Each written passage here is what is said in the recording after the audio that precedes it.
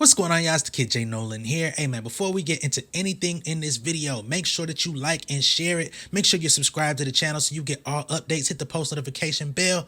Alright y'all, let's get into it. Hey man, no cap, Brent Faiyaz is a very interesting story in this music game, man. He's been around for the greater part of probably 6-7 years, at least as long as I've known him. Y'all might have known him a little bit before that, but he's actually connected to some people that I know personally and highly respect.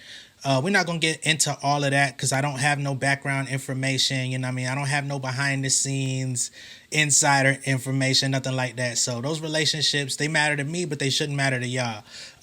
However, again, like I said, his story is fascinating. He's been operating as an independent artist for the entire time. He's had so many major resources, major placements, tours, etc., features from people as big as Drake. It don't get no bigger. And he continues to do this independently. In addition to doing all that independently, he's also made his rounds through some of the biggest independent companies out there. But to me, what's so interesting is he's with United Masters now, but he was just in a partnership with Venice Music, which is a very similar independent company that does all of the same things that United Masters does. They just don't have as much firepower in the marketing department. They don't have a Steve Stout who's instantly recognizable from people saying his name and lyrics over the years, him becoming his own level of celebrity within the culture, whether it be positive or negative things people have said about him.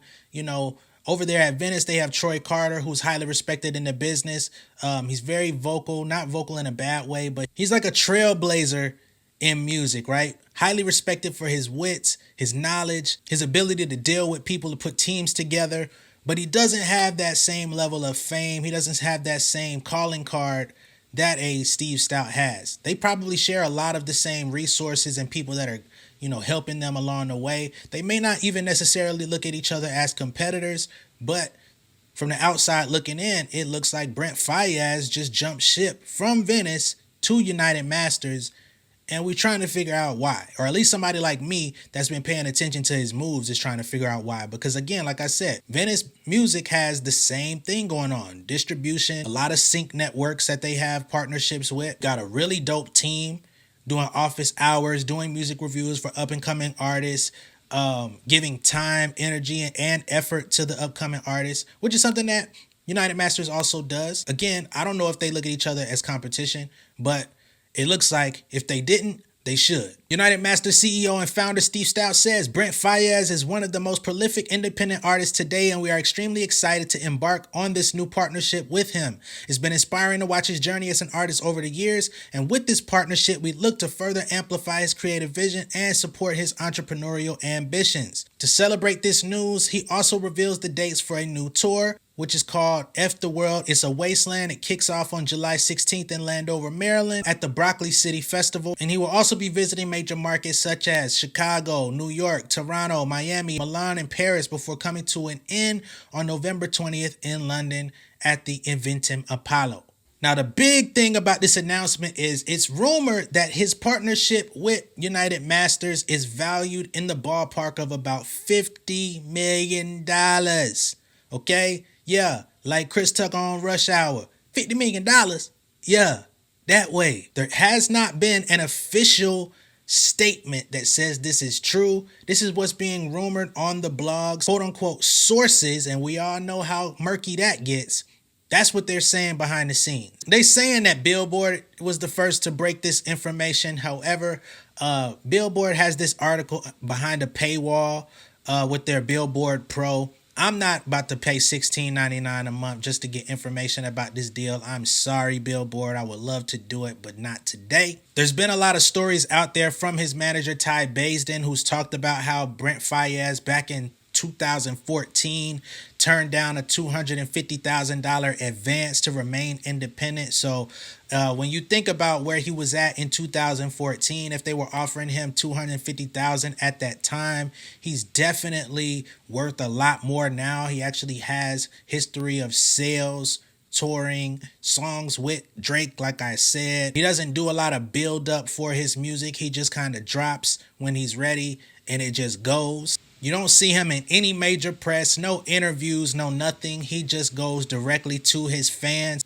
If you just do the math on what they offered him back then up to what he's rumored to being paid now, that would be a 200x value shift, okay? It has been 9 years, so it's not that surprising to me that he will be worth 200 times more than what he was at that point. But at the same time, they could be capping on that number. They might have gave him something closer to the range of 10 to 20 million. Maybe they blowing smoke up people's anus. I don't know. Let me know what y'all think of that down below. He is going on an international tour, which automatically lets you know he's in a different ballpark. Most artists that are popping are not touring internationally. They do a lot of club dates. They do a lot of national dates. They do a lot of spot dates. Even when they do tours, it's mostly North America, and they may do 40 cities. He's doing more so in the ballpark of about 25 shows. He's got like 16 in the States and another 10 to 12 that are going to be overseas in Glasgow, Birmingham, UK, Manchester, London, Oslo, Norway, Germany, Italy. So he has an international market, which automatically drives your value up exponentially because you're being received on a global scale. Lil Durk has actually talked about how, he was doing all these club dates for $30,000 a pop and thought he was popping, but then he started seeing that he could charge 3-4 times that amount just for one show if he put some grunt work in and actually did some tours, open up for people like Drake on a tour for a year or two. You know what I'm saying? Go off and start setting up his own dates for a year or two just to build up ticket history so that he can charge what he wants to charge. Then you start looking at that 100K per show. Now you could say, man, I made 30-40 million in 1 year just off of touring. This is something that Brent Faiyaz has been doing from the beginning. The reason why he turned down that 250,000 was because they decided to go on their own international tour from the jump.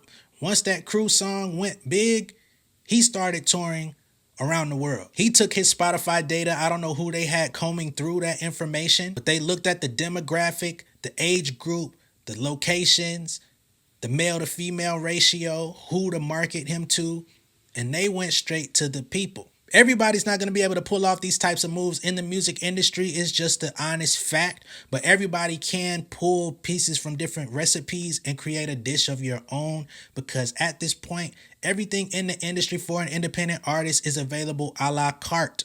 You don't have to sign a deal. The only thing you're going to get out of a deal is upfront money and back end pain, right? Some people need that. Some people want that.